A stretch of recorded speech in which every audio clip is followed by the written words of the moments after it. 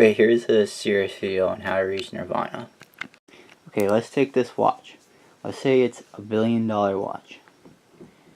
You can have it, but it's not going to change how you feel.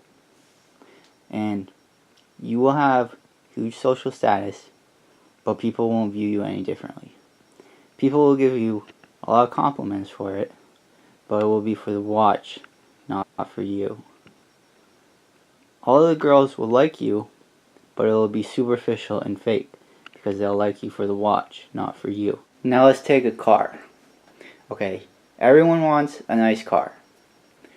So here's the usual car that is cheap and affordable, and here's a car with luxury cushioning, tire compressors so you don't feel the bumps. Okay, they both do the same job, but this one's more expensive. People want the Ferrari. See, Zeke wants the Ferrari. But the moment you drive this car away from someone, they already have forgotten about what you're driving. They're so concerned with themselves that they don't care what you're driving because they're too focused on what they're driving. Okay, let's put you in the luxury car. We're gonna push you right on it. See if you feel any different. You're in the car. It's better than the one over there, but nothing's really changed. Now I'm gonna push you in the car over here.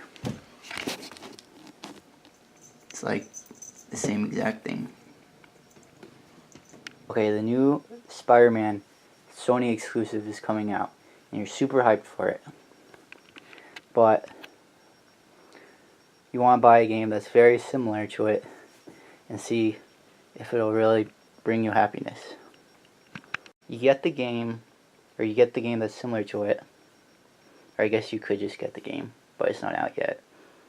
And you realize this game, and once you don't beat the game, you'll get hyped over a new game when you have the game you were hyped over about, but it hasn't made you any happier, and you're already bored of it.